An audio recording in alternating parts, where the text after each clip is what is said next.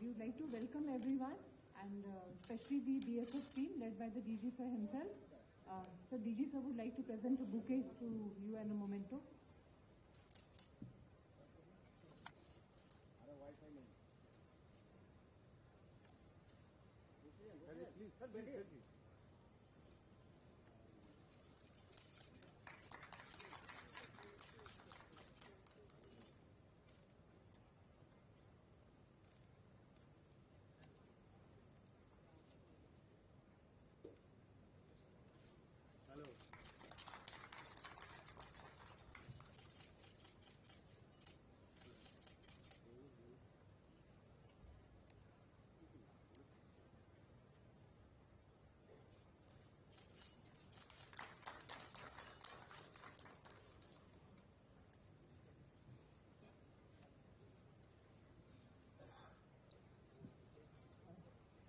Honorable CM sir, may we please request you to address the gathering?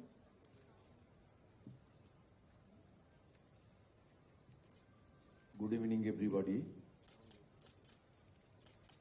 First of all, I would like to convey my best wishes on behalf of West Bengal State Government to BSF DG and his team.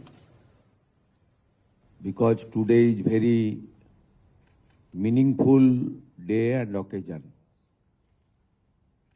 After long time,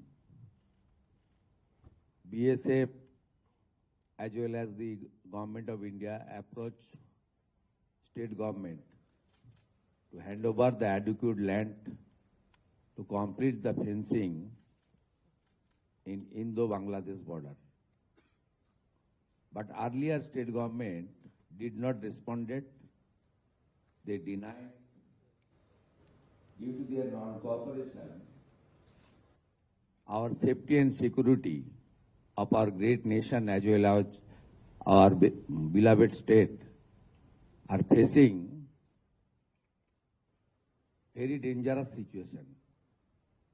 Finally, change happened and a true patriotic government started their journey. Within 2 weeks,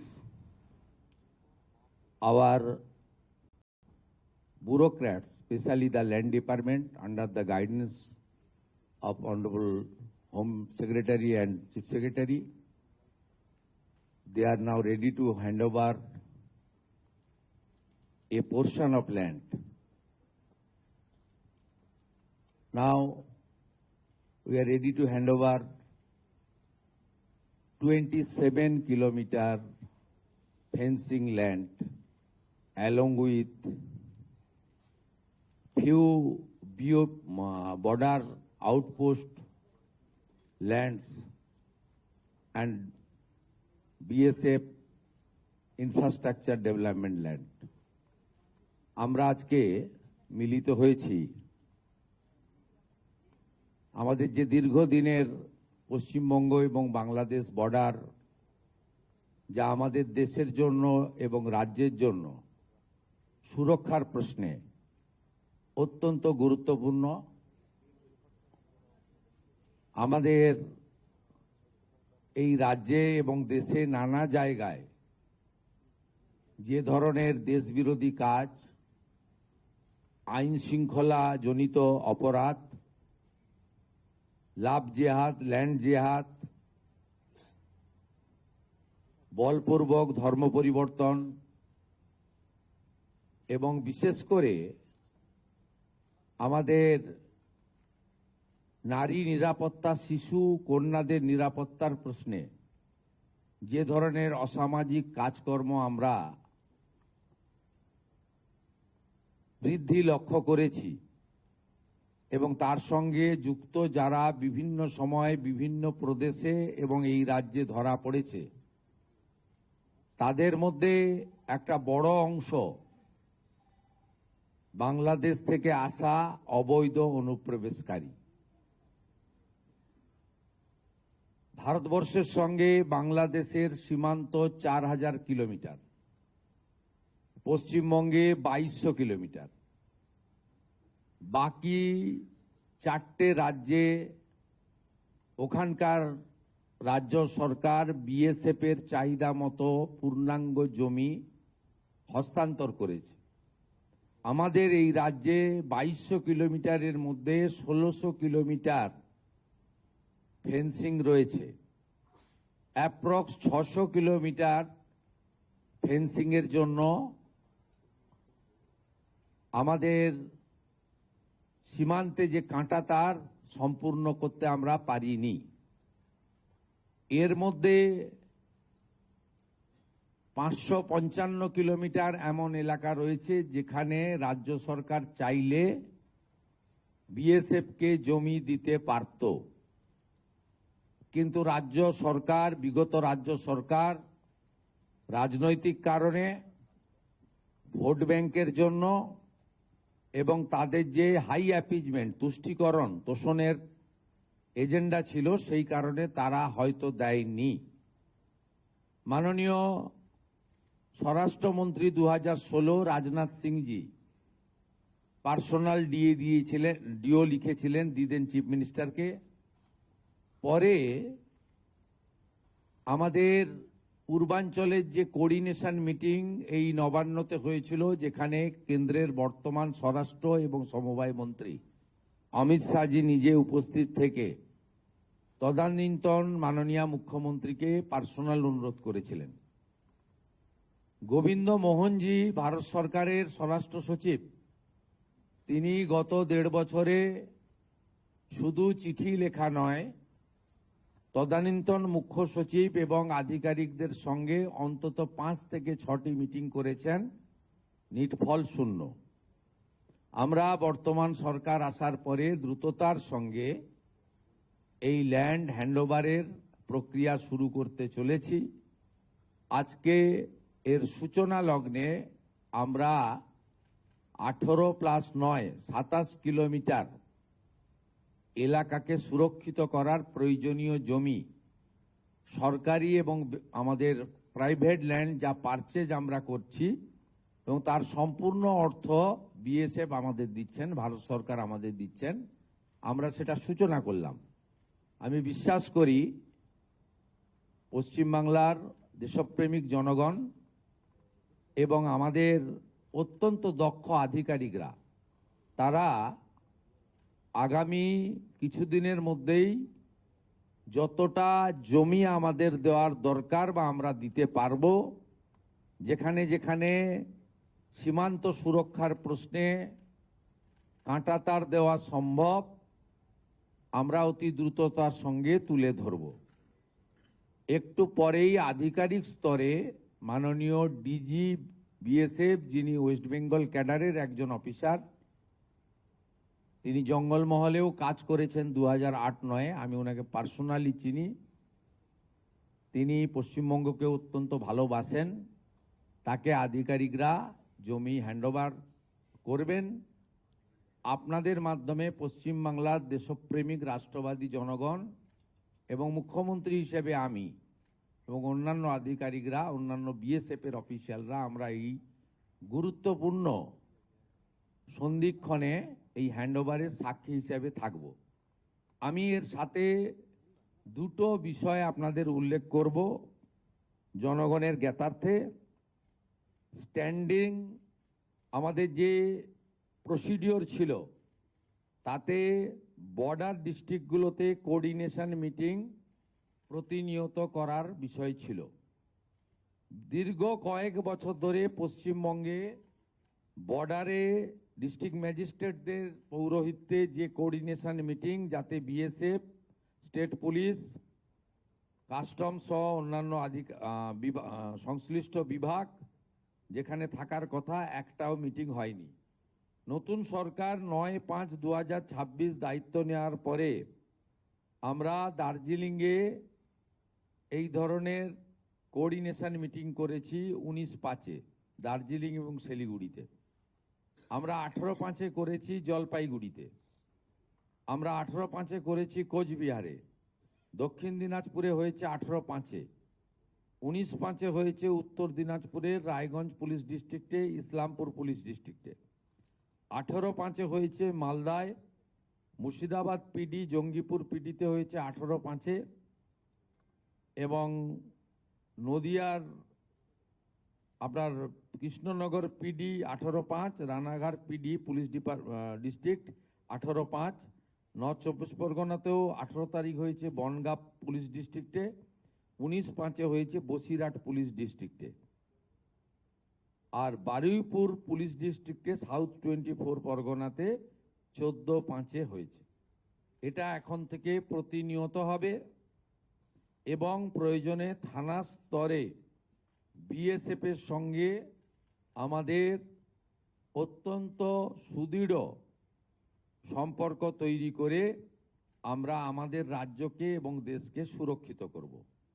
আমি আরেকটা ঘোষণা করে মূল কর্মসূচিতে চলে যাব, সেটা হলো আমাদের ভারত সরকারের পক্ষ থেকে 14/5/2025 যারা অবৈধ বাংলাদেশি অনুপ্রবেশকারী তাদেরকে সরাসরি বিএসএফ এর হাতে হ্যান্ডওভার করার জন্য একটি নির্দেশিকা এবং তার সঙ্গে একটি আপনার অবৈধ অনুপ্রবেশকারীদেরকে হ্যান্ডওভারের আইন ভারত সরকারের পক্ষে under secretary government of India Pratap Singh Rawat পাঠিয়েছিলেন। ডেটটা আবার বলি, 14/5/2025, অর্থাৎ কার্যত 1 বছরেরও বেশি আগে। পশ্চিমবঙ্গের আগের সরকার তারা একদিকে শরণার্থীদের সিএএ দেওয়ার ক্ষেত্রে বিরোধিতা করেছে, অন্যদিকে এই গুরুত্বপূর্ণ সুযোগ বা আইন ভারত সরকার যেটা দিয়েছিলেন তাকে কাজে লাগেননি। আজ থেকে আমরা এই আইন কার্যকর করলাম। এর ফলে সিএ এর অন্তর্ভুক্ত যারা, অর্থাৎ সিএতে বলা আছে 7টা কমিউনিটি বা ধর্ম পালন করা লোকেরা, তারা সিটিজেনশিপ অ্যামেন্ডমেন্ট অ্যাক্টের আওতায় আসবেন এবং তাদেরকে যারা 31/12/2024 পর্যন্ত এসেছেন তাদেরকে কোনো পুলিশ কোথাও হ্যারাসমেন্ট ডিটেন্ট করতে পারবে না। সিএ এর আওতায় যারা নেই তারা হলেন কমপ্লিটলি অবৈধ অনুপ্রবেশকারী ইনফিল্ট্রেটার্স। তাদেরকে সরাসরি রাজ্য পুলিশ গ্রেপ্তার করবে এবং ডিটেন্ট করবে এবং হ্যান্ডওভার করবে বিএসএফ এর হাতে, এবং বিএসএফ তারা বিডিআর এর সঙ্গে কথা বলে তাদেরকে ডিপোর্ট করার ব্যবস্থা করবে, অর্থাৎ ডিটেক্ট, ডিলিট, এবারে ডিপোর্ট। এই আইন আজ থেকে কার্যকর হলো। মাননীয় ডিজিপিকে এবং হোম সেক্রেটারিকে বলে দেওয়া হলো পশ্চিমবঙ্গের বর্ডার সন্নিহিত সমস্ত থানাগুলিতে এই আইন দেশের স্বার্থে, পশ্চিমবঙ্গের স্বার্থে আমরা আজ থেকে কার্যকর করলাম। ঠিক আছে, thank you. Dhanyavad, sir. Sir, I'll now request DG BSF to please say a few words. Thank you. माननीय मुख्यमंत्री महाशय, রেসপেক্টেড চিফ সেক্রেটারি স্যার, সব থেকে আগে আমি বিএসএফ পরিবার পক্ষ থেকে আপনাদেরকে সাধুবাদ জানাই স্যার। এটা অনেক দীর্ঘদিন ধরে আমরা চেয়েছিলাম যে আমাদের ফেন্সিং জন্য বা ইনফ্রাস্ট্রাকচার জন্য বা একটা সিনার্জি আমাদের বিএসএফ যারা বর্ডার গার্ডিং ফোর্স আমরা কাজ করি স্যার স্টেট গভর্নমেন্ট সঙ্গে হবে। এইটা স্যার গত কিছুদিন ধরে এবং আজকে যে ল্যান্ড হস্তান্তরণ হচ্ছে আমরা একটা আমূলচূল পরিবর্তনটা দেখলাম।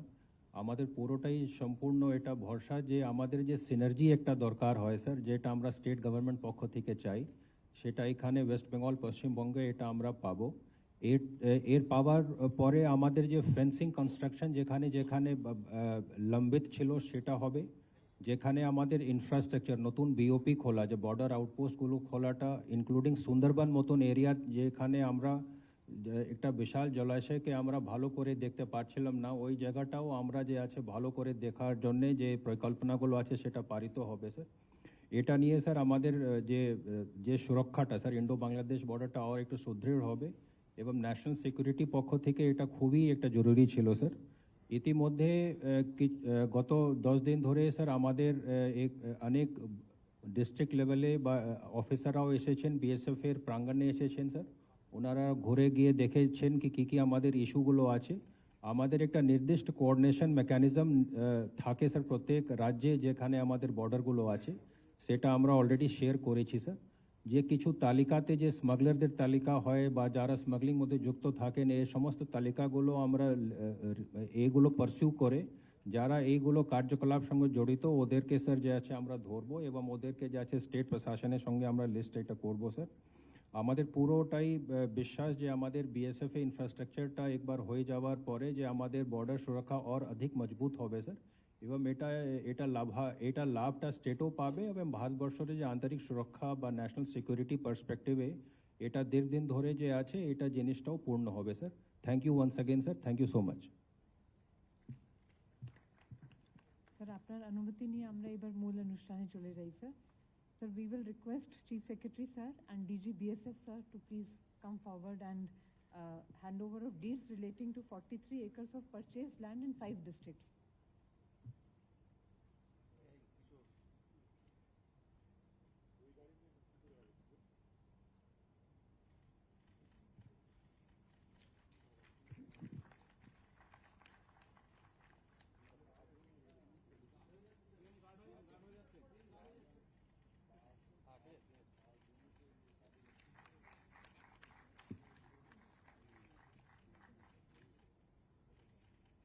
Thank you, sir.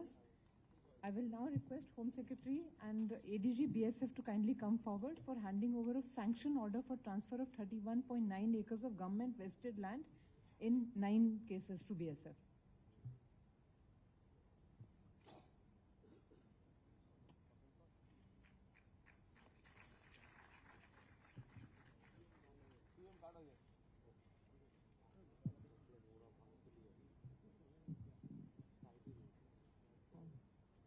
I'll request Home Secretary ma'am to please give the vote of thanks and close the program. So with your permission, we are at the end of a ceremony and a program which carries a lot of meaning and significance for the state government, as I'm sure it does for the Border Security Force. I would like to thank the Honorable CM for sparing time from his very, very busy schedule. Sir has just come back from North Bengal from a very long meeting to graciously preside over this momentous occasion, which is so important for all of us. I would also like to thank the team from the Border Security Force, led by the DG, who is an officer, an IPS officer of our own cadre, West Bengal, to be here with us today. I would also take this moment to thank the Chief Secretary, sir, and Advisor, sir, for their constant guidance, and my colleagues, my senior colleagues from the LNLR department, the DGP and his team, for the extreme hard work which has made possible this ceremony and this handing over today. Also, the respected members of the media, we are very happy that you could join us on this particular occasion. We are committed to continue this momentum which we have gathered to fulfill the very strong resolve of the state government and work in close coordination with BSF and with all the other stakeholders to ensure the protection of a very sensitive Indo-Bangladesh border, which is in the interest not only of our own state, but of national importance. With the permission of the Honorable Chief Minister, sir, we conclude the program, sir. Thank you, everyone. Namaskar.